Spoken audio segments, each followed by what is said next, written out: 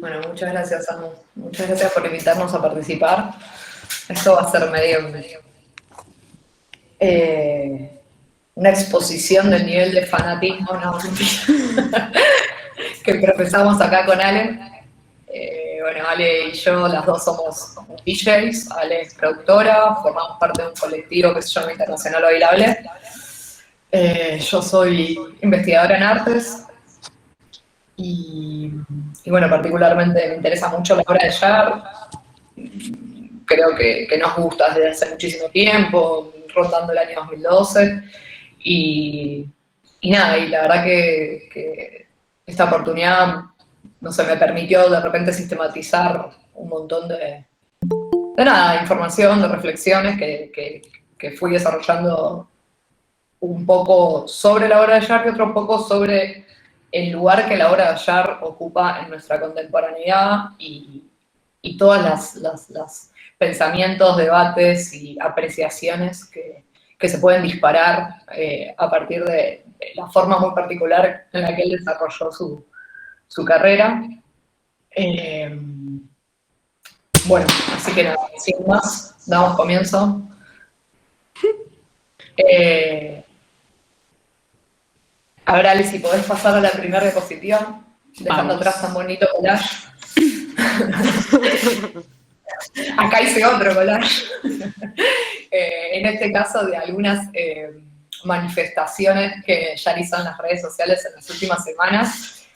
Si bien su compromiso político es bastante conocido por los aficionados a su música y a su arte, las últimas semanas pudimos observarlo particularmente en acción al calor de los acontecimientos políticos que se estuvieron sucediendo. Ahí yo le quería dar un poquito de pie a Samu, que estando en Colombia y viviendo la situación, nada, de primera mano, podría mencionar brevemente, nada, un resumen, digamos, del panorama y la situación del levantamiento y del alzamiento social que se está dando en Colombia en estos días. Sí, justamente como que hubo una gran tensión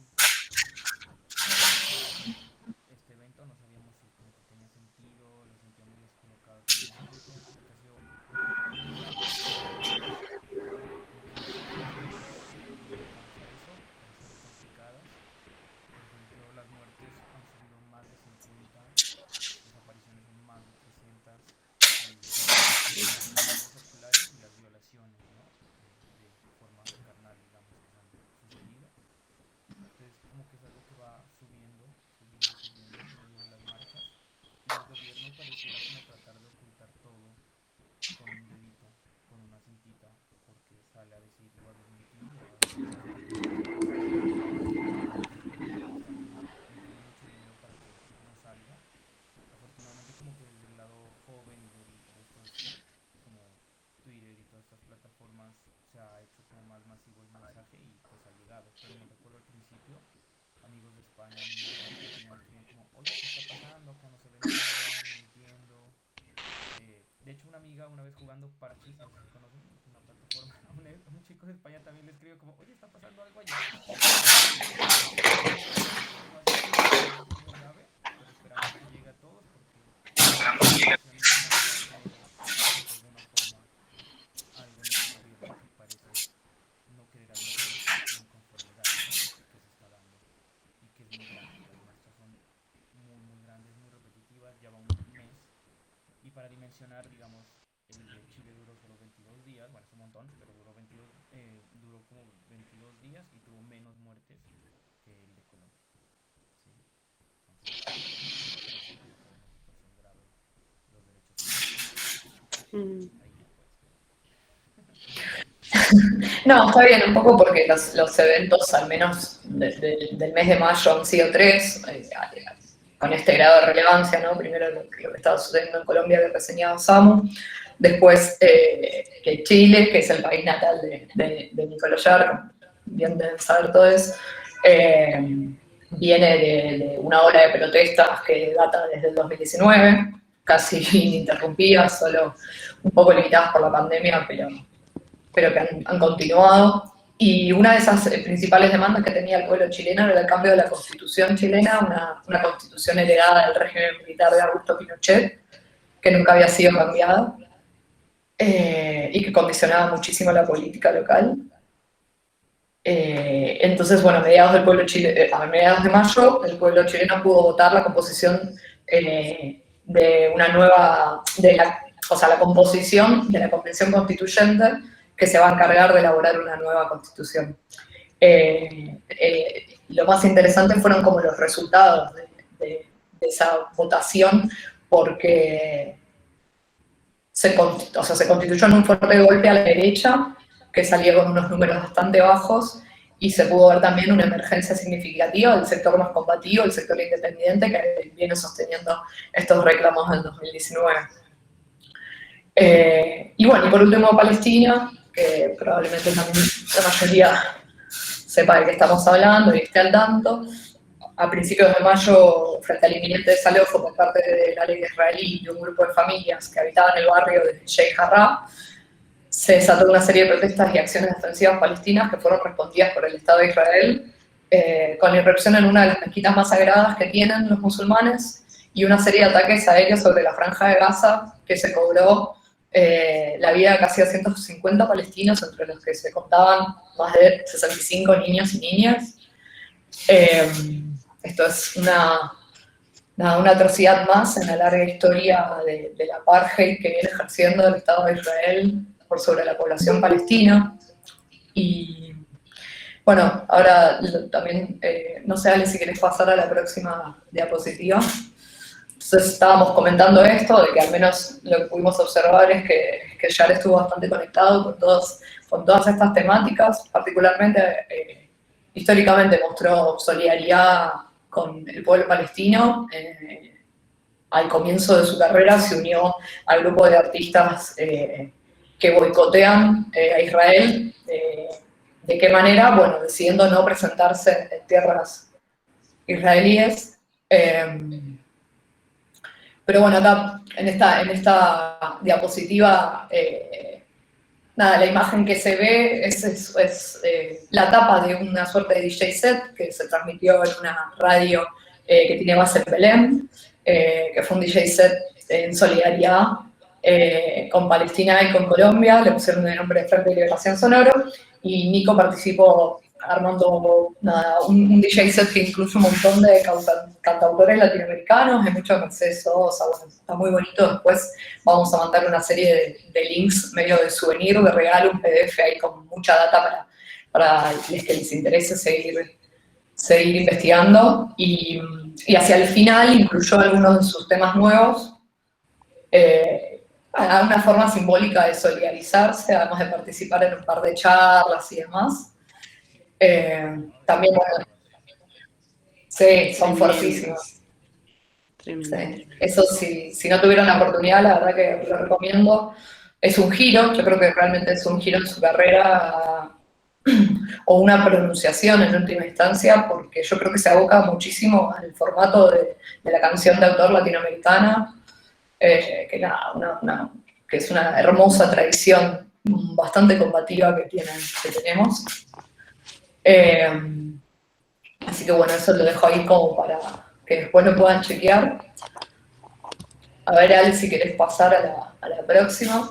Yo encuentro un poco trato de hacer un rastreo, ¿no?, del desarrollo de Nicolás Yar, no solo como artista, sino como activista y como activista político, y encuentro una raíz bastante clara y declarada por él en de repente esta entrevista de un Yar muy jovencito, de 22 años, en el año 2012, donde comenta que él estudia en Brown, que estudia literatura comparada, y que, bueno, le preguntan de qué se trata y comenta de que la literatura comparada tiene que ver con estudiar filosofía y teoría y utilizar la literatura como ejemplo de la cultura.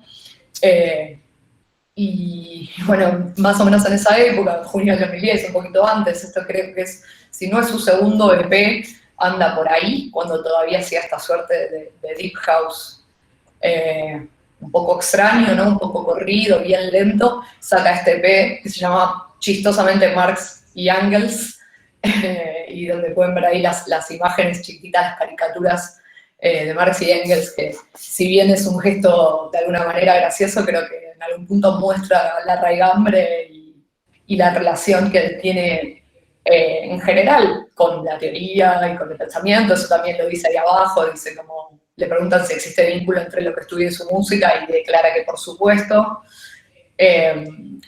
existe, y bueno, también medio una herencia ahí al marxismo, aunque sea sutil, ¿no? Un poco entre risas, diría yo. Así que bueno, a ver si quieres pasar a la próxima.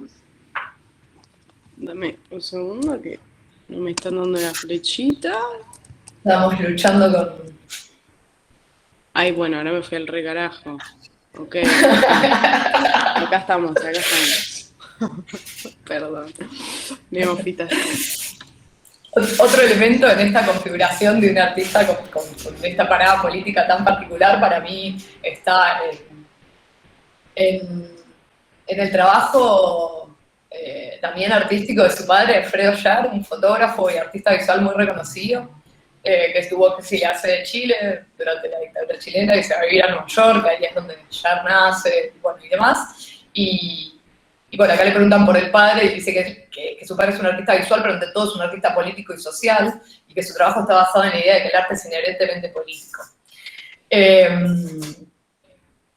Ahí en la tapa de Sirens, no sé si la recuerdan, este GIF está divertido, viene como con una raspadita y con un cuarto de dólar para raspar la tapa del vinilo, y cuando la raspás descubrís esa foto, que es una foto de Alfredo Yar, de su padre. No sé si la querés pasar, Ale, creo que en la próxima diapositiva. Claro.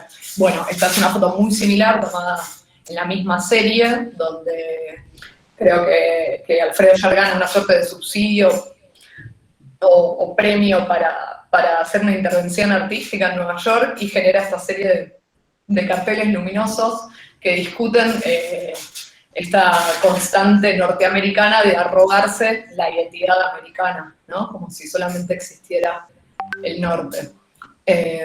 Además de esto, Alfredo Yar trabajó documentando muchas otras problemáticas sociales, políticas y culturales, que la verdad recomiendo si lo pueden chusmear. Yo tenía a mano por acá, a ver si me dan un segundito.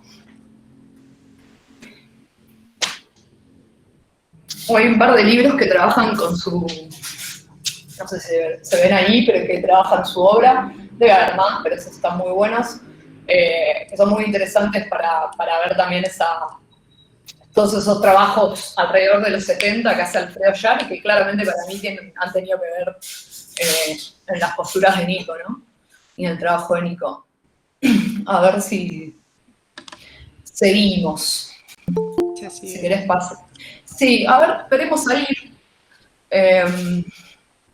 Acá queríamos por ahí abrir un poco, la idea es que esto no sea solamente una exposición, sino que también podamos conversar. De hecho, si algunos de los participantes, de los asistentes, quieren conversar y opinar, no alcanza solo con levantar la mano, con abrir el micrófono y pedir la palabra, y obviamente no hay drama. Lo mismo para Samu y para Ale, ahí con los que hemos venido trabajando y charlando un montón sobre esto, y creo que podemos generar ahí un relato un poco más polifónico. Sí, me interesaba también un poco quizás traer como la función de la música electrónica, ¿no? Hoy por hoy, más que la función, digamos, poner un marco por ahí a la obra de él, que si bien comenzó su carrera ya cuando la música electrónica era mainstream, digamos, ya por el 2009, 2010, 2011, ya se había instaurado en el mercado como la nueva forma de entretenimiento cultural, y que es interesante cómo se genera ese vuelco o esa, no sé, como esa traducción a los medios electrónicos que se volvieron muy preponderantes en la producción musical. Esto sucedió básicamente gracias a que a finales de los 80 y a principios de los 90 se abarataron mucho los costos de máquinas de ritmo y sintetizadores baratos, entonces producir música electrónica era bastante más accesible a todo público, y ese inicial boom, luego de la incursión de internet, básicamente explotó, porque no necesitas ni siquiera hardware hoy en día para producir música electrónica. Y en esa masificación también se generan un montón de relatos y contrarrelatos de la música electrónica. Es interesante que a su vez se abaratan muchísimo, al abaratarse los costos también es fácil que se imponga como metodología mainstream de transmitir cultura, digamos, se empiezan a instalar a mitad de los 2000, digamos, y principios de los 2010, todos estos festivales masivos que eran claramente mucho más barato traer a un DJ que necesitaba mucho menos equipo para ejecutar sus tareas que, por ejemplo, una banda que requería un sonidista, una predisposición en el escenario muy particular. Más de 4 integrantes. Bueno, un montón de cosas que generaron ahí como una suerte de demanda extra. Esto, de alguna manera, se atomizó todas esas funciones se atomizaron y se singularizaron en un punto que terminó siendo esta figura del DJ, ¿no? Y que si bien es interesante que este doble movimiento de, por un lado, están estas figuras nuevas que ahora los DJs son como los nuevos rockstars, ¿no? De alguna manera. A su vez también, al haberse habilitado esta apertura en la posibilidad de producir música electrónica sin mucho más que una computadora que ande más o menos bien, es interesante pensar en los efectos que eso ha tenido, ¿no? Porque de alguna manera ha democratizado la producción, ya no se requiere mucho más que un tutorial de YouTube para entender cómo, o sea, cómo usar todos estos dispositivos, ¿no? Ya no hay que invertir en clases de piano y eventualmente comprar un instrumento, y etcétera, etcétera, digamos, como que hay algo de eso. Acá un asterisco, vale, que uno de los últimos grandes hits argentinos de música popular, que es un trap hecho por un pibito, nada, un pibe sin recursos realmente, que no sin recursos, ¿no? Con estos recursos, con los recursos digitales, pero digo, sin acceso a grandes, nada, ni a grandes estudios ni nada, el pibe declara haber compuesto este hit con una netbook que entregaba al gobierno, el gobierno kirchnerista hace un par de años ha hecho una campaña de distribuir estas netbooks para que los pibes y las pibas tengan como acceso a la tecnología de internet, y este pibe declara haber hecho el principal hit argentino de este año con una de esas netbooks que, si las ves, parecen casi de juguete y que sin embargo tienen un potencial, o en las manos adecuadas, digo, pueden significar un potencial creativo increíble. Claro, es que eso también es lo que es tremendo, digamos. Se ramifican las posibilidades y también la interconexión entre géneros musicales también se facilita mucho, me parece. Da lugar a experimentar, a explorar, a probar, a cortar, sacar, poner, digamos. Es muy amplio el abanico que habilita. Y obviamente siempre, como todo en el mundo, va a haber un sector mainstream que va a querer capitalizar sobre eso. Me parece hoy por hoy que se está generando como una resistencia cultural que aboga y que se para en defensa también de esos movimientos más exploratorios, más rizomáticos, más de la combinación de géneros, del sampling, los remix, de las colaboraciones entre artistas. Así que nada, por eso me parecía copado por ahí traer un poco de historia contextual de por qué hoy también se produce música electrónica, ¿no? Y por qué también Nicolás, habiendo devenido en artista como también muy rizomático y multigenérico, también utiliza ese canal, ¿no? La música y en particular la música electrónica. Creo que también gracias a que todo esto se instauró toda esta dinámica nueva, es que hoy podemos tener a alguien como él que hace estas cosas, ¿no? No sé. Tantos otros. Sí, es como una combinación entre tecnología y técnica, ¿no? Porque las técnicas de la música electrónica también se difuminan, son las técnicas de la contemporaneidad, la cultura del remix, como os decía, el loop, el sampling, son todas técnicas fundamentales que para mí transformaron la historia de la música. Yo traje un pedacito, una cita cortita de otro Nicolás Burreo, es un teórico, filósofo y demás francés, que escribe un libro que se llama... ay, ahora no me... Postproducción se llama el libro. Sí, y bueno, una frase muy breve dice, bueno, los años 80 y el nacimiento de la cultura DJ hacia un comunismo de las formas. Durante los años 80, la democratización de la informática y la aparición del sampling permitieron el surgimiento de un paisaje cultural cuyas figuras emblemáticas son los DJs y los programadores. El remixador se ha vuelto más importante que el instrumentista, la fiesta rave más excitante que un recital. La supremacía de las culturas de la apropiación y del reprocesamiento de las formas introduce una moral. Las obras pertenecen a todo el mundo, parafraseando a Philip Thomas. El arte contemporáneo tiende a abolir la propiedad de las formas, en todo caso perturba sus antiguas jurisprudencias. Nos dirigiríamos hacia una cultura que abandonaría el copyright en beneficio de una gestión del derecho de acceso a las obras, hacia una especie de esbozo del comunismo de las formas. Todo lo que es la propiedad intelectual, todo eso queda completamente abolido a partir de las técnicas de la música electrónica. Y en ese sentido ya tiene, bueno, hace uso, abuso y recontrauso de todo eso y hace a su riqueza, hace a sus diferentes capas de sentido, hace hacia las culturas que tracciona, reinterpreta. Y en ese sentido, hoy en estos días pensábamos que tiene algo muy pop esa, ¿no? Esa estrategia histórica de apropiarse fragmentos tomados de otras obras, recontextualizarlos y generar una obra nueva. Algo que ha hecho Madonna, por ejemplo, por decir, durante toda su carrera, ¿no? Como esta cosa de combinación de géneros, de reinterpretación de géneros. Bueno, nada, todo esto está, como decía Ale, muy vinculado a la cultura del feat, de las colaboraciones, del remix, del sampling. No sé si leyeron por ahí Retromanía de Simon Reynolds, que bueno, un poco se pregunta sobre esta adicción que tiene el pop al propio pasado, ¿no? Estar siempre hablando de alguna manera con citas, ¿no? Siempre citando el pasado y haciéndolo decir otra cosa.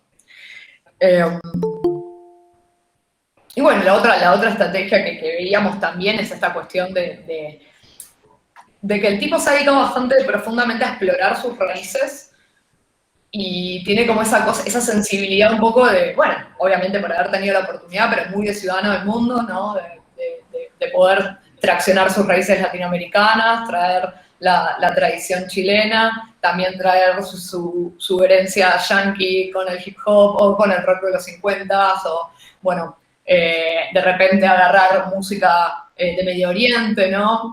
No sé si lo llegamos a decir, pero nada, las raíces paternas de jazz son palestinas, también eso hace un poco a toda esta militancia, ¿no? Que contábamos al principio. Esa particular influencia de Medio Oriente se puede notar mucho en las últimas producciones, en Cenizas, en Telas, también en los proyectos paralelos que está haciendo más grupalmente, de los que seguramente hablemos un poquito más adelante.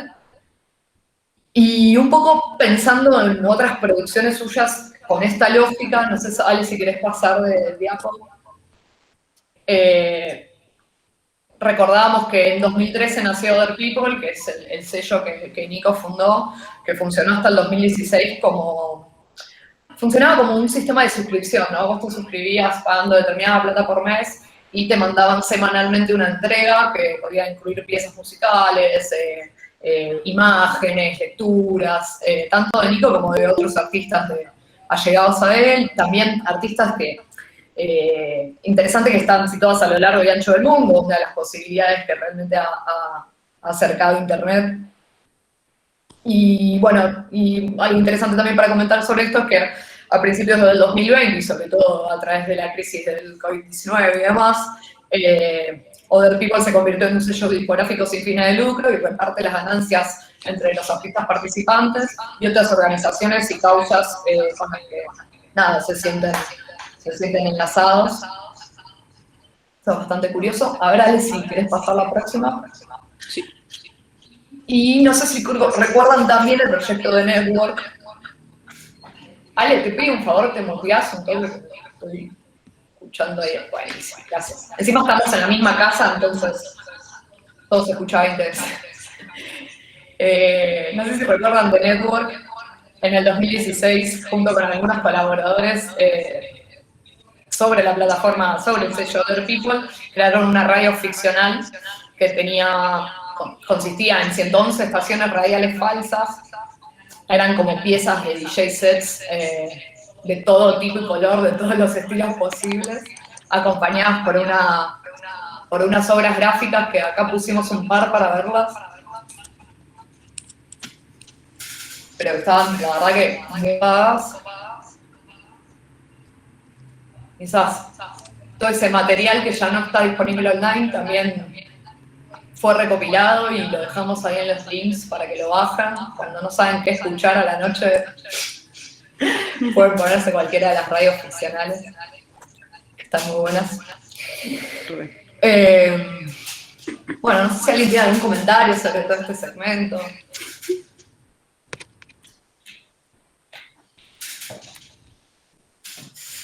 ¿No? ¿Algún productor musical en la sala? ¿Algún DJ en la sala? ¿No? Bueno, no importa. Yo soy productor. Vos sos productor. ¿Quién habla? Juan, ¿Cómo te... amigo de Samuel. Hola, Juan. ¿Cómo están? ¿Todo bien? Bien, bien. No, está súper todo lo que están diciendo, súper conectado con lo que estás hablando. Me tienen aquí entretenido. Buenísimo. Vos me imagino que obviamente cortás, pegás, reutilizás, sampleás, además de grabar y demás. Y sí, de hecho hay una movida bastante grande con eso, o sea, mucho más grande de lo que venían y de hecho pues bueno, yo trabajo con música comercial principalmente y los hits del momento son creaciones de otras creaciones prácticamente, o sea, es una movida gigante que está reutilizando todo. Y como que se acabó el tabú, ¿no? Como antes era medio pecado, entre comillas. Era considerado robar, digamos, y ¿no? todavía yo creo que en ciertos géneros está todavía ese tabú de es plagio o algo así, pero no, o sea, ya productores de las más grandes tallas lo hacen, entonces pues como que no hay como problema con eso en este momento, o sea, no se hace y no hay problema. Sí, obvio que como toda herramienta uno la puede usar, digamos, para reproducir el lenguaje inerte del mercado, ¿no? Pero también se puede usar de manera resistente, de manera creativa. O Sí, sea, claro. creo que un poco la disputa está ahí. Sí, claro. Además que, pues no sé, a mí me pasa que con los samples me gusta como averiguar de dónde salió ese sample. Entonces las canciones, por ejemplo, salió hace poco una de Dua Lipa que es un sample de una canción de los 50 de jazz. Entonces, y la Total. canción original pues para mí es 3 veces mejor, pero obviamente. Pero está bueno poder hacer ese caminito, ¿no? Sí. De ir a ver, volver. Está esta página que seguro conocen que se llama Who Sampled Who, donde la gente reporta, digamos, los samples escuchados. Bueno, con Jar se podría armar más o menos una biblioteca, porque la verdad se robó todo. Sí, claro. Club de adictos a Who Sampled. Sí, súper. Sí, yo creo que Nicolás tremendo, está muy... Y creo que sabe de las contradicciones también, o sea, es consciente de las contradicciones que puede llevar en su camino, por donde Totalmente. está, por donde pertenece, o donde perteneció, como él mencionaba, porque está justo en ese proceso, ¿no? Eso aparece bastante en la entrevista, en la entrevista que publicaron. La verdad que lo declara, sabe que hay cierto grado de polemicidad y creo que hay algo muy interesante o una idea muy interesante que está en la entrevista, donde él dice que él podría seguir, no sé si muy fácilmente, pero que realmente podría continuar creando los hits que todo el mundo quiere escuchar de su mano, pero que le parece mucho más interesante y mucho más filoso esta deriva deconstructiva, si querés, que viene encarando en los últimos discos. Y nada, por mí que sigan esa de romper todo. Igual yo creo que él siempre se da un poco los dos permisos, ¿no? Porque de repente hace una cosa como Against All Logic que es de pista, que es hitera, que donde se amplía a Beyoncé, no sé, por decir, y de repente hace una cosa como Telas o Cenizas, hiper abstracta, en conjunto con unos artistas completamente desconocidos alrededor, nada, que están desperdigados alrededor de todo el globo, que tocan instrumentos artesanales, que... Entonces, bueno, ese creo que de lo más interesante de él es ese juego de puntas, un poco. Uno necesita plata, ¿sabes? Claro, Totalmente. es que sí. Pero él sí Hay algo de tener esa herramienta a y mano. ganar dinero haciendo toques. Pero bueno, eso necesito pensarlo. Pero eso porque no lo metimos en la entrevista. O sea, la sacamos. Pero sí Está es muy chévere. bien. Es re interesante que Eh, también hay una entrevista un poco más temprana en su carrera con su proyecto con ese amigo Dave Harrington que se llama Darkside, que está muy bueno el proyecto.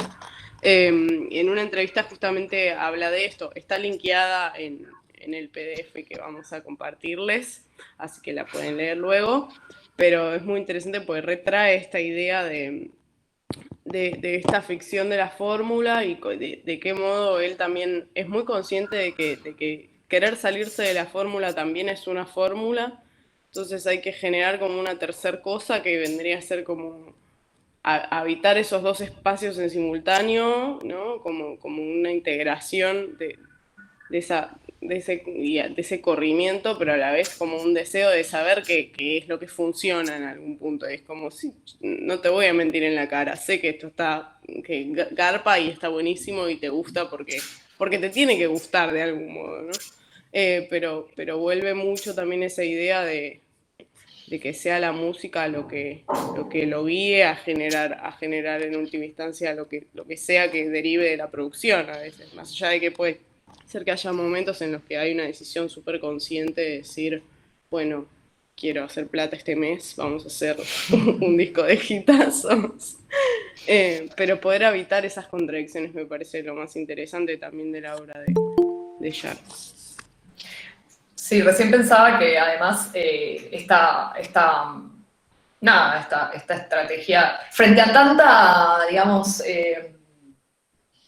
adoración de lo nuevo por lo nuevo mismo, ¿no? Frente a tanta aceleración en el consumo cultural que atravesamos contemporáneamente, ¿no? Esta cosa de no sé, como ese goce de que lo más nuevo es lo mejor y lo que ya pasaron 2 años ya es viejo y frente a toda esa lógica qué sé yo, acá la vivimos bastante desde los 80, 90 y demás, está interesante que el retomar cosas del pasado abra puertas y acerque a un montón de personas, un montón de data a la cual quizás no le llegaría de otra manera, como ir a indagar las raíces del jazz o ir a, qué sé yo, no sé, a retomar, como decíamos hace un rato, los cantautores latinoamericanos, o sea, como que abra esas posibilidades, no sé, para mí está siempre, siempre copado, y genera muchas capas de sentido, mucho metadiscurso, ¿no? Mucho, estoy hablando de eso, pero lo estoy usando en el presente para opinar de una tercera cosa o de un acontecimiento social o de un acontecimiento político, y O de lo contrario. rom Uno se ha visto contradecido incluso totalmente, con eso. Como, twistear ese discurso. bueno, es una práctica Creo que la bastante palabra es manipulación. Sí. ahí cambia todo. En ese sentido, yo linkeo un poco con las vanguardias artísticas. Yo creo que las vanguardias artísticas fueron pioneras, ¿no? Con el ready-made, los dadaístas, los surrealistas, todos iniciaron como estas movidas de hacer arte a partir de algo encontrado, le objet trouvé. Bueno, nada, creo que yo lo vinculo esas formas bastante a esa etapa del arte. Y bueno, también en un ratito probablemente, bueno, ahora en realidad podemos hablar un poco de la deriva de Jar como artista contemporáneo en un sentido más complejo, no solamente como músico, dado que en el último tiempo, bueno, acá me estoy por saltar una diapositiva, Ale, si la querés pasar, pero no pasa nada, porque dentro de esta cuestión de las capas de sentido y el metadiscurso y estas estrategias, nos acordamos, por ejemplo, de cuando le compuso, ahí está, esa, cuando le compuso una banda de sonido nueva a The Color of the Pomegranate, una película soviética del 69. Él hizo una banda sonora casi ambiental, noise, drone, que está muy buena. Mírenla con el soundtrack, sí. Claro, es una belleza de película y la verdad que creo que nos olvidamos de poner el link, pero me parece que en YouTube o por ahí se puede encontrar la película con la banda sonora suya pegada, digamos, para verla a la par. Pero nada, está increíble. Después lo editó como disco y demás, pero está muy bueno. Pero bueno, a ver, no sé cómo seguíamos, ya no me acuerdo. Bueno, no. Y este paso de ser músico a ser artista conceptual, a participar en residencias artísticas, que fue lo que se estuvo dedicando mayoritariamente en el año 2019. Yo no entiendo si él lo buscó o si lo convocan porque da su fama, debe ser bastante codiciado, pero participó en varias residencias artísticas. Creo que estuvo en una también en Palestina, una en Emiratos Árabes, un par en los Países Bajos. La foto esta es de Retaining the Energy but Losing the Image. Es una instalación que hizo con otro artista que se llama Vincent de Belval. Lo cuento un poco, también hay unos lindos videos en internet donde se puede ver un poco mejor, pero son 10 parábolas rotatorias, o sea, ese adminículo, esa maquinaria, esa cosita que crearon, tiene movimiento, gira y le reflejan la luz y también reflejan el sonido, captan y emiten sonido y luz. Y crean un ambiente que está en transformación permanente, muy al estilo Brian Eno. No sé si tuvieron alguna vez la oportunidad de ver algunas de las imágenes constantemente generativas de Brian Eno y sus sonidos y demás. Bueno, es un concepto en un sentido similar, porque se genera un ambiente en transformación constante de reflejos y sonidos en feedback. Esa es una de las cosas que estuvo mostrando el año pasado. Después, no, el año pasado no, ya mirá. Es pre-COVID y post-COVID la vida en el 2019. No sé si querés pasar a la próxima, Ale. Sí, no es que no lo estuviera haciendo, es que a veces como que se me laguea la No, tranqui, yo es como que te lo digo para que... No, está bien, ahí va. Ahí está, no pasa nada. Bueno, esa es otra instalación que hizo en Emiratos Árabes. Contala, dale. No, muy divertido. O sea, enterró parlantes en la arena. Y también les pusimos ahí el link a toda la presentación que está en Vimeo. Después se los compartimos para que la vean, porque está interesante. Básicamente, él hace juegos sonoros sobre esos parlantes que básicamente están moviendo tierra, porque están enterrados en arena, entonces los sonidos son muy locos. Además se pueden apreciar la vibración. Me parece también interesante que este vuelco así más artístico conceptual, digamos, termina siendo siempre guiado por la música, pero como una suerte de meditación también, porque nada, como se puede ver en la foto, ¿no? Están en el desierto, un montón de gente ahí como tirada, acostada, sentada, como la interacción también entre él y la música y lo que propone parece ser mucho más rizomática en red, como de una creación colectiva, de querer compartir el espacio y de que a partir de lo que el espacio proponga y lo que la gente traiga y lo que la dinámica general del lugar en el que haga su obra va a predisponer y a condicionar en un tanto buenos como malos sentidos lo que efectivamente salga de ahí. Entonces, como me parece que también el énfasis en la creación colectiva, también en querer correrse él de escena, porque, qué sé yo, al menos en la muestra anterior, si bien había música de él, no estaba presente haciendo mucho nada, más que, qué sé yo, creando la idea, ¿no? Pero algo de ese corrimiento también.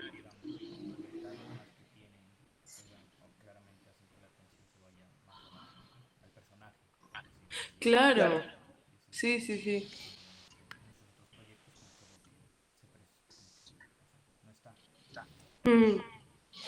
Ahí estábamos también, agregamos otro de las residencias que hizo, de trabajos que hizo, también en Países Bajos, se llama Shop Forest Group. Es un colectivo formado por 12 personas, creo que no hay más nada de imágenes. Listo. Vale, o sea, sobre eso.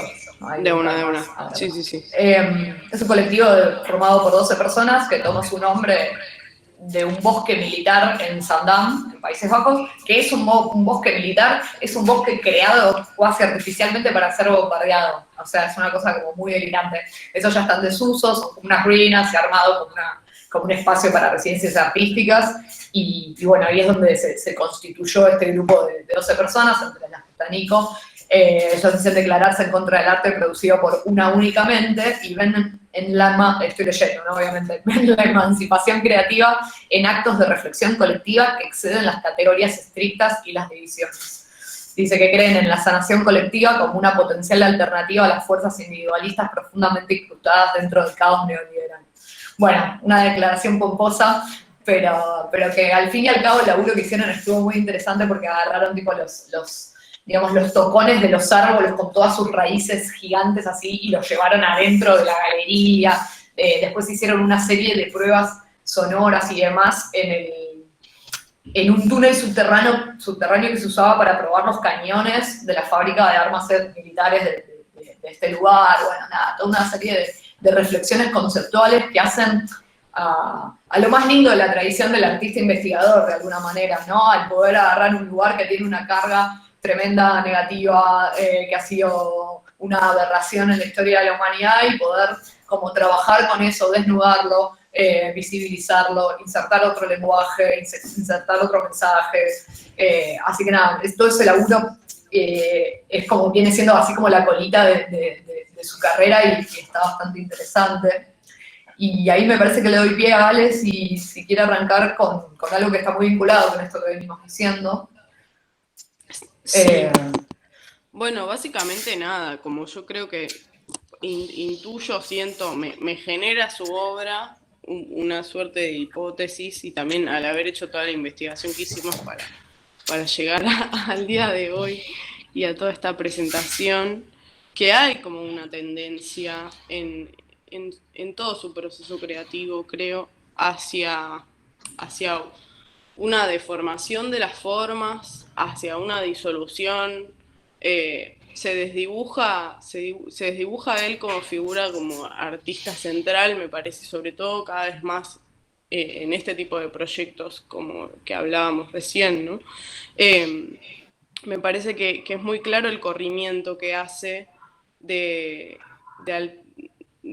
frente a, por ejemplo, lo que en su momento, nada, eran las presentaciones así o shows de recitales de bandas que eran mucho más tendientes a una cosa como súper espectacularizada, con luces y escenografía y vestuarios y bla. Que de alguna manera me parece que toma el espíritu del club, de la rave, de una situación de, no sé, de disolución de cuerpo sudando, bailando, que no importa bien de dónde o quién es la persona que está efectivamente enfrente mostrándose, ¿no? Como lo que importan son esos cuerpos interactuando, sintiendo la música.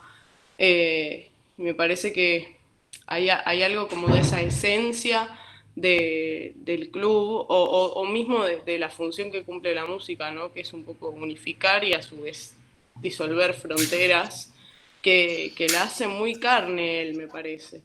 Que a su vez accede por su pasado multicultural y toda su herencia y el hecho de haber vivido en un montón de países, de tener, no sé, herencia palestina, chilena, de madre francesa, digamos, como lo ha rodeado históricamente lo multicultural, y creo que es ese don o ese privilegio que de haber podido experimentar todas estas cuestiones que le dan el pie a que sea una persona que me parece que sintetiza de una manera muy hermosa esta idea de disolución de las formas, de como algo de que en última instancia está cuando retoma y hace todos esos copy-pastes y samples y loops de cosas que hasta allá las deforma tanto que no podés descubrir cuál fuente tiene. Es como estar en contacto con un lenguaje milenario y ancestral, ¿no? Como que me parece que viene experimentando también mucho con esta imagen como no sé si linealmente el chamán, pero sí mucha relación con la espiritualidad en toda su producción. Me parece que se desdibuja cada vez más su ego para dar espacio a otras cosas, ¿no? Como correrse de la autoimagen, de la autorreferencia, del autobombo, ¿no? Como todo eso ya no es un showman que está ahí tirando perfo y propone como otra horizontalidad que me parece que es muy, muy rica y muy interesante, sobre todo De hecho, para... nada, ella estuvo haciendo un research interesante sobre Roland Barthes y la muerte del autor. Recién cuando decías esto, decir como, bueno, esto de terminar con el autor, terminar con la firma, ¿no? Por correrse del foco. Nada, no sé si querés por ahí compartir Sí, algo de eso. había vuelto a leer ahí el texto y me llamó mucho la atención esta cita, que se las comparto. Dice, de esta manera se desvela el sentido total de la escritura. Un texto está formado por escrituras múltiples, procedentes de varias culturas y que unas con otras establecen un diálogo, una parodia, un cuestionamiento. Pero existe un lugar en el que se recoge toda esa multiplicidad. Y ese lugar no es el autor como hasta hoy se ha dicho, sino el lector. El lector es ese espacio mismo en el que se inscriben sin que se pierda ni una todas las citas que constituyen una escritura. La unidad del texto no está en su origen, sino en su destino. Pero este destino ya no puede seguir siendo personal. El lector es un hombre sin historia, sin biografía, sin psicología. Él es tan solo ese alguien que mantiene reunidas en un mismo campo todas las huellas que constituyen el escrito. Nada, me parece repotente todo esto. me emociona bastante, de hecho. Me hace pensar como en eso de la importancia que tiene crear las nuevas narrativas, ¿no? Para generar nuevos como estadios, nuevos discursos, nuevos mundos. Siento casi que tendríamos que estar arraigados a una historia que dice como Sí, porque además suele ser la historia hegemónica, además, ¿no? Como que lo interesante es romper la historia hegemónica. Ahí, bueno, en ese sentido, nos acordábamos de también, no sé si querés pasar la diapo, Ale, de hace, también creo que fue el 2019, que Rewind, que es un festival, le invitó a participar. Participó con 2 proyectos, uno fue un cuarteto que armó últimamente, que tiene, bueno, violinista, chelista, no sé, donde participó con una pieza más clásica, más ambiental, más experimental, muy linda, pero el otro fue Free to Move. Pará, ¿dónde? Ahí está. Para que llegamos, ahí está, vamos. Donde estuvo muy interesante porque la gente se llevó tremenda sorpresa cuando entró al show y vio que, bueno, este era el mensaje, ¿no? El flyer del show, y vio que realmente el stage, el escenario estaba abierto al público, que él no estaba, básicamente, o sea, no lo podías ver. Y nada, hubo un copamiento obviamente total del escenario, como más está bien que esta vez es un gesto como muy declarado, ¿no? Ya lo hicieron los punks mucho antes, pero muy en este sentido en el que venimos hablando, de dejar ese espacio para que lo ocupe la gente enfiestándose, ¿no? Bailando, vinculándose entre sí. Y no solo eso, sino que también había una instalación lumínica, creo que se ve en la próxima foto, Ale, no sé si... Sí, la cámara había una instalación, si la cámara me acompaña, total. Si la tecnología juega a nuestro favor un día. Pero no sé, a ver, para. No. Ahí va. Están como desordenadas. Donde colgaban estas lucecitas que en realidad lo interesante era que estaban controlando por un sistema que quién sabe cómo será, estaban controlando uno de los sintetizadores de Nico, entonces el show, que por suerte fue grabado, y tanto ese como el otro, como el experimental, están los dos en el Bandcamp de Rewind, se escucha una cantidad de, vamos a decirle ruido, ¿no? Pero una cantidad de sonidos de sinte completamente descontrolados, que están buenísimos, muy al estilo del último disco de Against All Logic, de todas esas producciones bastante más frenéticas. Me reí un poco porque hoy ayer leí una una reseña de Against All Logic 2017-2019, ese último disco, y Es otro, perdóname ahí, que es como otro proyecto sí. que tiene él bajo ese nombre, digamos. Ah, no lo explicamos, sí. Se Sí, libra un poco de ser Nicolás Jarre. totalmente. Y es un alias que además durante mucho tiempo no se supo que le pertenecía a él. O sea, tardó bastante tiempo en saberse que Benson Logic era Nicolas Jarre, cuando él ya era Nicolas. Uno lo sentía en el cuerpo, lo sabía. Mensajes muy viejos de los videos del 2012 y eso, y todos decían, era Nicolás, ¿no? ¿Estás seguro de Mira, si me encontraste en esos mensajes, no lo digas, Samu. Si leíste mis mensajes ahí, no lo digas, por favor. No, mentira. Pero bueno, con ese proyecto, el primero de esos dos, nada, es un disco precioso, es 2012-2017, o sea, se trata de obras que compuso entre 2012 y 2017, más houseeras, ¿no? Más de pista, pero bueno, bastante también nostálgica, nada, es un disco precioso realmente. Ya ese disco viene con una tarjeta que dice, el vinilo, ¿no? Dice Any audible distortion is intentional, o sea, que toda distorsión auditiva es intencional, esa cosa de romper un poco la limpieza y con el purismo que invade bastante de la música electrónica, está bueno, y se termina de concretar en el segundo episodio de este alias, que es 2017-2019, obras de esa época, que son, nada, bueno, lo que me reía era que leía esta reseña y el tipo decía que era realmente un hueso difícil de roer, pero que traía un gran premio, porque si uno se somete, digamos, a la experiencia ruidística de ese disco, nada, encuentra unas sutilezas y una energía y una potencia y una ira también, una ira muy, muy interesante y está muy buena. Y bueno, este show termina sonando bastante símil en ese sentido. No sé qué nos queda. lo de ceniza, ¿no? Sí, Como depura o separa mucho. Son dos discos que están como orbitando las mismas épocas, pero muy diferentes en un punto. Y él dice, todo lo que saqué de cenizas, que era esa parte más oscura que querías hacer, terminó como en Against, ¿no? Como terminó en esto. Eso es interesante también. Creo sí. que me gustaría Y- verlos los dos, escucharlos los dos a la vez. Bueno, audífonos puestos. Vamos, güey. Ya estamos armando ese club de escucha, amigo. Me encanta.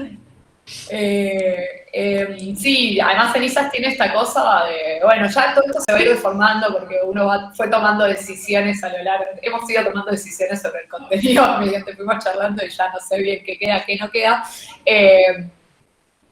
Pero No, nada, esta imagen medio que resume todo lo que veníamos hablando, ¿no? Me parece como que es, no sé, es como él contrapone una parada a esto de lo mismo, o sea, de esta imagen de la que en un punto se está burlando también, me parece. lo problematiza, lo problematiza. Entonces, como que, no sé, es interesante ese movimiento también.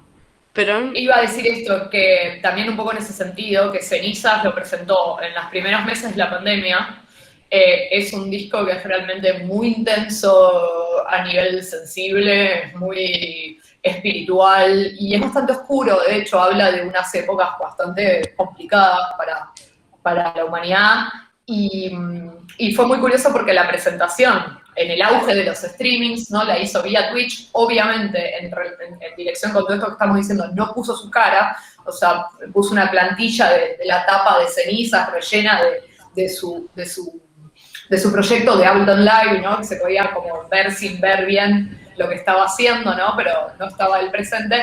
Y hay un tweet muy gracioso de una persona que él después lo repostea, pero dice, Nicolas Jarre está presentando su nuevo disco para mí y mis 9.000 amigos.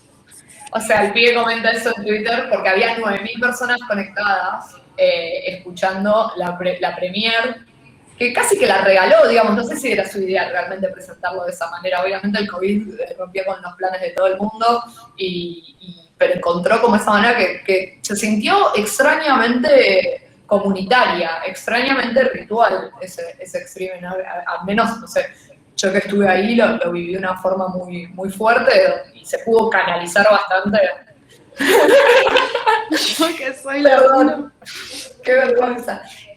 No, realmente se sintió muy, muy especial y creo que Telas, de alguna manera, recompone un poco eso, ilumina, ¿no? Traza nuevas vertientes, qué sé yo, me parece en ese sentido bastante más luminoso, no por nada, de alguna manera la tapa de cenizas es negra, la tapa de telas es blanca, y hay más como una sopa primigenia, entonces esos dibujitos que su amigo artista ahí de Medio Oriente le hizo parecen una sopa primigenia, un origen mitológico.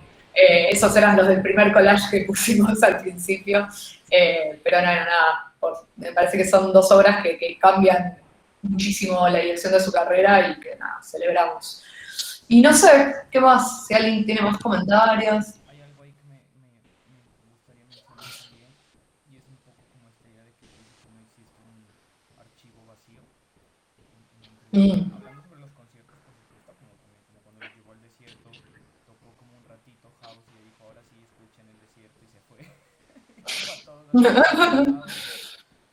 pero también como que pensar un poco en los cuerpos, y esto que decía como Ale, de los cuerpos presentes, que es algo muy importante, y también un cuerpo nunca va a ser como un archivo vacío, imposiblemente, de hecho es un campo de batalla, creo más, y esa idea de generar colectividad, sea pues ahorita como con lo que queda que es cibernética, o lo que estamos haciendo nosotros, o esos conciertos, tienen un montón de cosas y gestos que si uno tiene disposición lo va a sentir, ¿no? Que lo habíamos hablado cuando nos reunimos nosotros.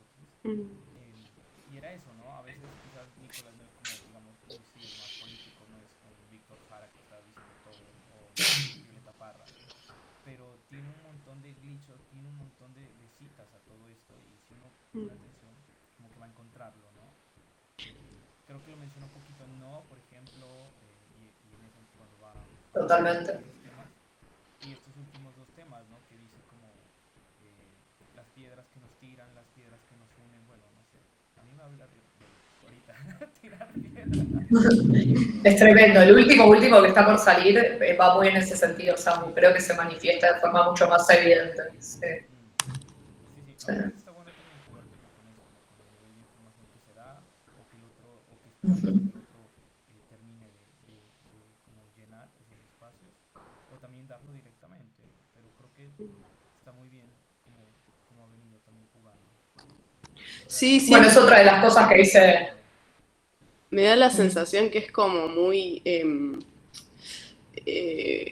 como que deja pistas muy sutiles en toda la obra, ¿no? Y es como, bueno, si estás atento, por ahí captás y volvés a escuchar el disco y decís, esto no lo había escuchado nunca. Y de pronto se abre otra dimensión de complejidad. Eso en ese sentido me parece súper divertido y a la vez muy que te obliga a, digo, por más que uno obviamente al ser música también genera como cierta pasividad entre comillas en el consumo, ¿no? Pero a la vez te pone en jaque desde ese lugar, ya sea desde este vuelco más ruidoso, experimental, que te fuerza que te sientes ahí los 3 minutos a escuchar una cosa que te penetra el corazón, pero porque justamente me parece que es lo que vos decís, Samu, como proponen como una escucha activa, ¿no? Una cosa así como, bueno, de dispersión y ya. No todo tiene que ser siempre súper mega profundo, tampoco digo eso, ¿no? Aunque me encanta, pero... ¿Dónde está mi mujer? Claro, Claro. Eso sigue estando en su prontuario, ¿no? Entonces digo... Ya me da vergüenza ajena ese tema, lo digo acá, lo declaro. Me da vergüenza ajena ese tema, no lo puedo escuchar más. No, pobrecito. No, joda. En su momento yo también. Che, Ale, no sé si... Obvio que sí.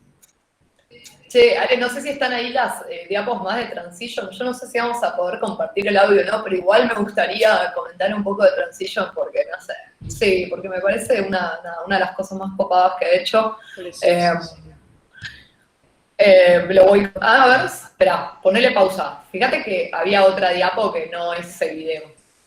Pero bueno, no importa. Si no, ponele pausa ahí y va. ¿Acá? Ahí está, esa, sí. Bueno, repongo un poquito de qué va. Char, no me acuerdo en qué año lo invitaron a hacer un boiler room bastante tradicional en toda esta época, por ahí un poco... 2012 bueno, todavía se estaba... me parece. 2012 es el primero. Sí, todavía se estaba... 13. recién se estaba haciendo conocido, bueno, todavía es un boiler room bastante tradicional, a pesar de que él está tocando live, no está haciendo DJ sets como son la mayoría de los boiler room. Pero bueno, un tiempo adelante, esto creo que ya es 2017, que lo invitan de nuevo, y para mí tiene un gesto muy interesante. Ustedes todos debemos saber que Boiler Room es un canal que se dedica, bueno, como decíamos, al streaming de DJ sets de una manera ya completamente codificada, ¿no? O sea, en el Boiler Room vos tenés al DJ en el centro de la pantalla, enfocado de frente, y detrás y a los costados, como mucho, tenés el público, ¿no? Y hay como una excesiva atención a algo que, la verdad, es bastante aburrido, porque ver a un DJ, digamos las cosas como son, tocar botones, no sé si es la cosa realmente más espectacular del mundo. Y bueno, eso es un poco más divertido, pero a veces son muy caretas y no están nada drogados y se pone muy aburrido. Pero creo que lo divertido es, en última instancia, estar, ¿no?, en la fiesta. Creo que esa es la onda. Pero bueno, Boiler Room aprovechó como la explosión de la música electrónica, aprovechó la explosión de internet, aprovechó la explosión de YouTube y fundó un imperio con este código, ¿no? Y filmó a quién sabe cuántas miles y miles y miles y miles de DJs a lo largo y ancho del mundo. Y el gesto que hace Nico está bueno porque el video es bastante diferente, no sé, no me atrevo a decir el único, porque obviamente no vi todo lo que puso Boiler Room en su vida, pero arranca con una cámara subjetiva, o sea, vos no le ves nunca la cara al personaje que está aportando la cámara, es como si estuvieras viendo lo que ven sus ojos, de alguna manera, y está por las calles de Brooklyn llegando a un show, ¿no? En las paredes se pueden ver los afiches que hoy mencionábamos de The Network, porque es más o menos de la misma época. Me gusta particularmente ese de la izquierda que dice estética de la resistencia o resistencia de la estética, no importa, eso es al margen, pero está muy bueno. Y nada, el personaje que no vemos se sumerge en un club subterráneo, es un club que justamente ese día cerraba, era un club DIY, o sea, que era medio horizontal, no era, digamos, un club estrictamente comercial, y parece que iba a cerrar justamente ese día, y lo cerraba Nico Jar, ¿no?, con un show. Y lo filmaron de esta manera, y todo el set se observa desde la perspectiva de la persona que está en el público. Que está, entonces vos ves al resto de la gente que está bailando, ves a la persona que le corta la entrada, a la que le paga la entrada cuando entra. Bueno, nada, se desarrolla de esa manera y es un gesto de inversión para mí súper interesante, casi como si le dijera a Boiler Room, che, mirá, lo que está bueno de la cultura electrónica es esta parte, no la parte de mostrarle la cara al DJ. Y bueno, nada, yo quería, sí, a ver si se escucha. Nada, pusimos los últimos 5 minutos, un poco manera de despedida. Yo igual no sé si alguien quiere comentar o algo, porque estaría bien. Pero me parecía bien ver esos últimos 5 minutos que son muy lindos. Y otra cosa que iba a decir es que se llama Transition porque es un track de Underground Resistance, que es, digamos, el grupo pionero de techno afroamericano de Detroit. Que tiene una letra muy bonita que dice, haz tu transición, la que sea, la que necesites, la que haga falta. Y no funcionó. No, o sea, se la vio todo. A ver. No, es bastante evidente porque él lo pone el tema al final. O sea, él hace un híbrido entre tracks propios y tracks remixados de otra gente, hay cumbia. Tiene un espíritu bastante antitrampista, porque fue ese momento donde el ambiente en Estados Unidos estaba muy caldeado por las barbaridades de Trump. Así que nada, va medio en ese sentido. A ver si logramos verlo. Y si no, lo ven en su casa, tranquilos. Ahora lo ponen entero. Sí, yo creo que va a ser mejor eso, que lo vean entero. Sí, ya fue. No, pues está completo. A ver, ¿no te dan play ahí? Poné play ahí. Bueno, bye. Es bye. un montón. Te juro. Bueno, Paula. Bueno, creo que este show condensa bastante de lo que estuvimos hablando hoy. Así que a falta de la musiquita, no sé si alguien quiere comentar algo más.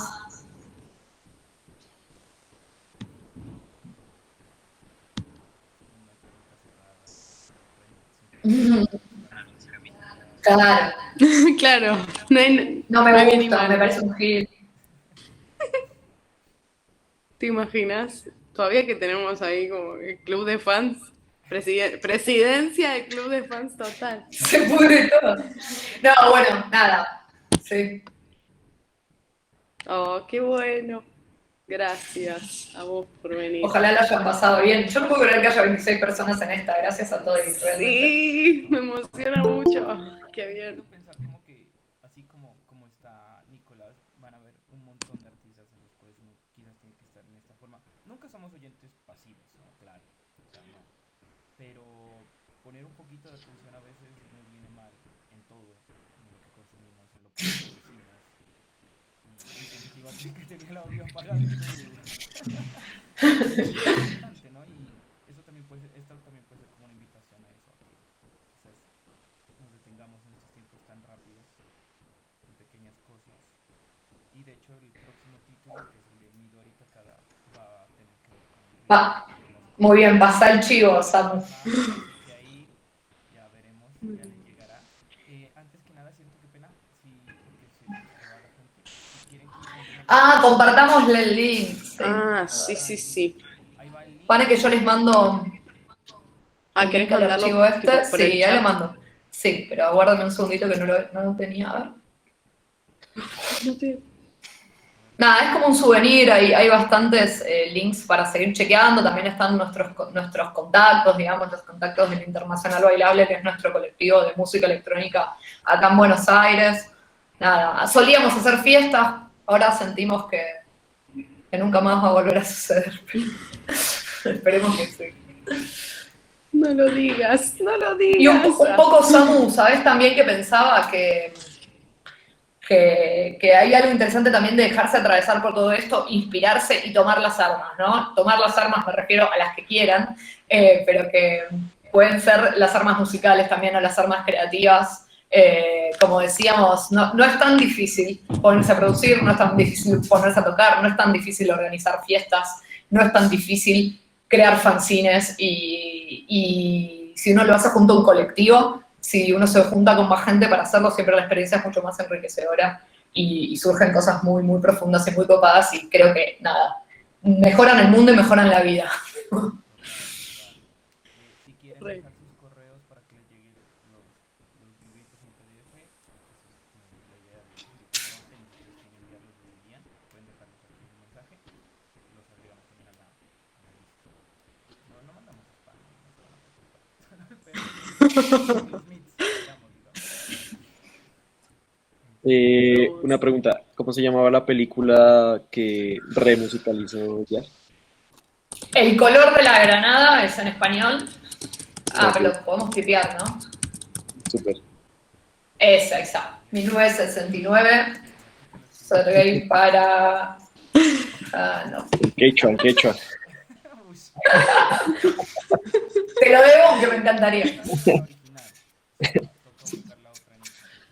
Vale.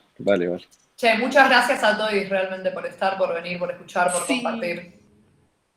Re. Seguiremos. Hermoso.